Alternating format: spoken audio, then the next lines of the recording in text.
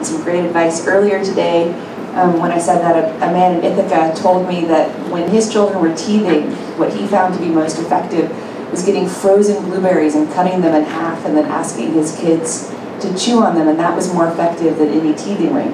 I'd never heard that before. That seems genius to me. So this weekend I'm going to go buy some frozen blueberries and see how that works. So you laugh, but I'm really grateful that I asked. So please, parenting advice, thoughts, questions are all equally welcome. But just before we get there, I want to share kind of one last major point that I think really distinguishes my mom in this election, which is that she understands we don't live in a single-issue country. And I think that's not so clear when listening to her Democratic opponent. And I think we see this particularly in conversations around the Supreme Court. And we saw this in the debate on Thursday night when the Supreme Court came up and my mom's Democratic opponent talked about the Supreme Court through the lens of needing to overturn Citizens United. Now, admittedly, as my mother's daughter, it's hard for me when anyone positions themselves as caring more about overturning Citizens United than she does, because for my mom it's ethical and personal. It's ethical in that she knows we have to remove the perverse equations of money equals speech and corporation equals person that are codified in Citizens United. But it's also personal because Citizens United was an organization set up in 2007 with literally only one mission. Only one mission. To destroy my mom's 2008 presidential campaign. So for my mom, overturning Citizens United is ethical and personal. And yet she understands that the court sits at the center of so much else, and that we can't afford to have a president who treats any part of the job kind of as having only one lens to view it through. So even last week in the debate, she said, of course we have to have justices who are committed to overturning Citizens United. We also, of course, need justices who recognize that Roe v. Wade is established law in our country. And I think this is a not small point, particularly when talking about women's rights. It troubles me that Senator Sanders has dismissed women's issues as being a distraction in this election, because I don't think that our issues are a distraction at any moment in time. But particularly not when thinking about or talking about the Supreme Court. We saw a few weeks ago the court heard a challenge to something called Texas Law HB2. Now that sounds pretty innocuous, but it's far from it. Planned Parenthood says that if Texas Law HB2 is allowed to stand, more than 25% of women in Texas will effectively lose access to reproductive health services. And what's happening in Texas is happening around the country. Since 2010, we've had more than 300 laws passed at the state and local level restricting a woman's right to choose, and we have more than 300 similar laws proposed just this year in 2016 alone. And Planned Parenthood says that if HB2 is allowed to stand and the laws it expects to pass this year are passed, by the end of 2016, more than 50% of American women will have fewer healthcare choices than we had in 2010. That's not a small issue. And so it matters to me that my mom continues to talk about reproductive health and understand that this goes to the core of women's rights and human rights. It also goes to the core of equity, because wealthier women in our country have always had choices. But when she's had more time than what's allotted on the debate stage, she talks about all the other issues that the Supreme Court is sitting in the crucible of. Gun control. Again, something I didn't know I could care more about until I became a parent. And I think about the Sandy Hook parents every day whose kids every day don't come home from school. When Justice Scalia was on the bench, the court had an inconsistent record on gun control. Sometimes it upheld local and state gun control measures as being compliant with the Second Amendment, and sometimes the court struck them down. So if you listen to Moms Demand Action and the Brady campaign, the major efforts pushing for smart, sensible, meaningful, enforceable gun control legislation across the country, which in disclosure have endorsed my mom, They say they believe the next time the court rules, it'll rule definitively. It'll say this is what gun control can look like in the United States. So it matters to me that my mom is the only person running for president who actually has a strong record on gun control, and that she understands that's relevant for how she would see every part of her job, including who she would nominate to the Supreme Court. It matters to me that my mom talks about voting rights. Because in 2013, with Justice Scalia on the bench, the court vacated or overturned a core part of the Voting Rights Act. We have more voter ID restrictions in 2016 as a direct consequence of that decision than we've had at any point since before the Civil Rights Act. We've gone back more than 50 years in our country. And while I hope the Senate does indeed do its job and do your job are my favorite hashtags of the moment, and give Judge Garland, President Obama's nominee, a full and fair hearing.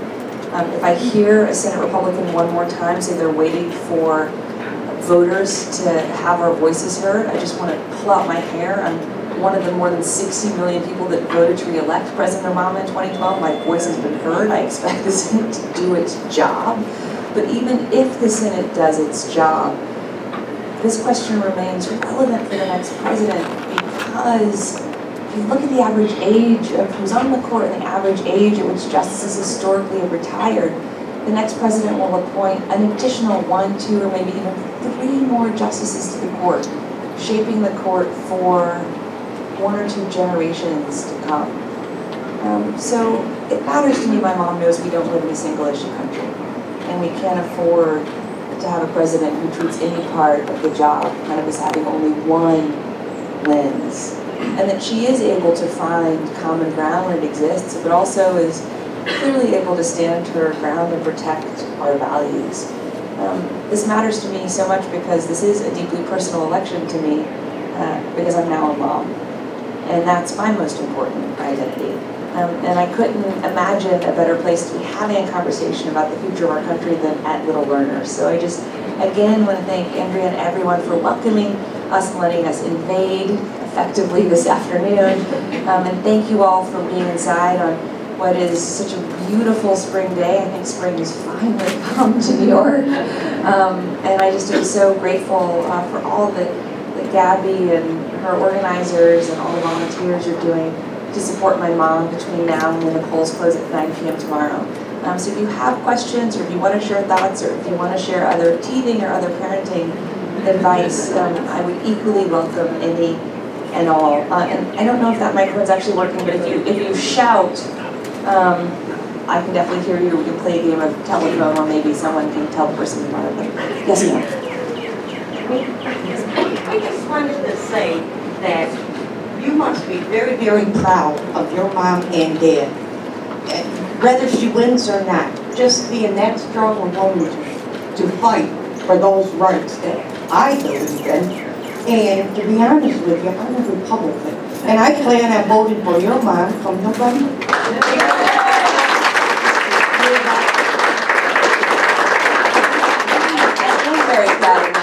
I'm very proud of my mom, because I think what Ed shared earlier when she came here and kind of saw that there was a need for an early childhood learning center, and then just determined she had to do whatever she needed to do to support the creation of what is now Little Learners, is really representative of just how my mom has treated every challenge in my life, or even before I was born. I think about this a lot now, kind of being a mom and being pregnant. When my mom got pregnant with me, she discovered that her law firm, where she was working at the time, had no maternity leave policy, because no one who had gotten pregnant and then given birth had ever come back to work full-time. So they just had never had a maternity leave policy.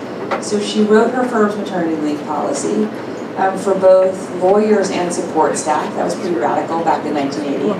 And she gave every new mother 4 months of paid time off. That also was pretty radical back in 1980. And she pushed my dad, as my dad gives her full credit for, to make Arkansas the very first state in the South to give paid time off for new mothers who were state employees. So even when my mom's not been in elected office, she's been solving the problems that she sees in front of her, whether they're ones that affect her personally or ones that she understands do affect women broadly, as well as children and families. So thank you for what you said. Thank you for supporting her in November. Oh gosh, I saw your hand next, ma'am, in the back.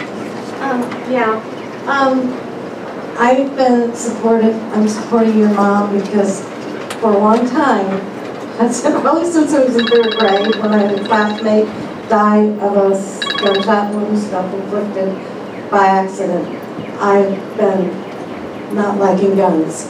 And after Sandy Hook, because you know, it was 20 children, you thought something would have happened. And I went to the Million Mom Mother's Day March back in 2000 with my sister and my daughter. Best Mother's Day I ever had. But on Sunday, okay, well it happened Saturday night, but on Sunday I had just arrived in Seattle to visit my son, and I got on my Facebook page and saw a post that one of our own, who graduated from Proctor with my daughter, Will Smith, who played for the New Orleans Saints, was killed in a, oh God, yeah, I was talking about that, I can't fathom it. Just a road rage. I mean, it's ridiculous.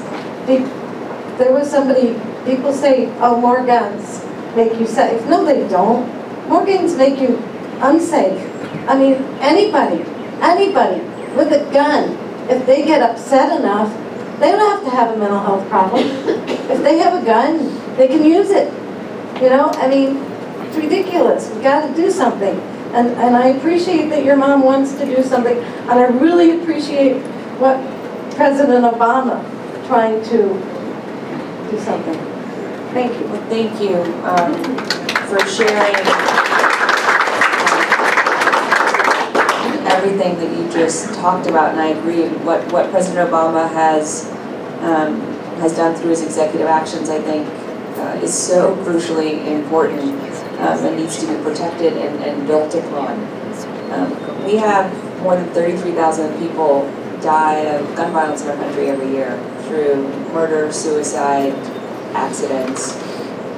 We now have more people die of gun violence in our country than die in car accidents.